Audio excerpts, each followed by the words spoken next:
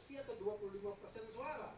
Maka dalam perhelatan 3 pilpres terakhir ini, kita cuma hanya melihat 2-3 calon saja. Padahal pilpres pertama 5 calon. Why 5 calon? Karena pilpres pertama itu kecil sekali thresholdnya. Hanya menggunakan pasal peralihan 3% suara, 3% kursi atau 5% suara. Maka ada 5 calon. Tapi begitu diterapkan 20% kursi atau 25% suara, hanya ada 2 dan terakhir 3 calon saja. Kemarin itu pun terengah-engah kan Anies Baswedan untuk mendapatkan perahu sehingga dia tidak bisa memilih wakil presiden atau calon wakil presiden yang kira-kira jauh lebih memadai. Nah, 2 terakhir adalah soal yang terkait dengan IKN.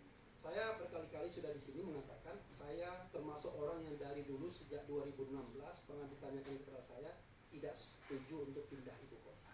Alasannya sederhana, begini, yang namanya kota itu harus secara sosial politik berkembang dulu. Setelah dia berkembang, barulah kemudian dia dipilih menjadi ibu kota. Tapi berkembang dulu.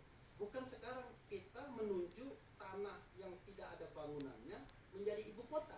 Jadi kita bangun dulu dan secara gradual 20-30 tahun setelah kota itu berkembang, maka kita akan menjadikannya ibu kota. Jadi kalau seandainya kita mau pindah ibu kota, enggak sekarang.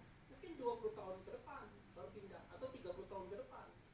Terakhir, mengenai soal PSN, proyek strategis nasional. Saya, Rike Diah Pitaloka dan lain sebagainya, saya lihat videonya mengatakan bahwa nggak ada lagi tuh PSN Rempang, PIK 1, PIK 2 katanya. Benar atau tidak saya nggak tahu. Tapi intinya adalah banyak masyarakat yang kemudian mempermasalahkan status PSN ini karena dianggap itu adalah kong kali kong antara oligarki dan kekuasaan. Kasus Rempang, kasus PIK 2 misalnya yang banyak diprotes.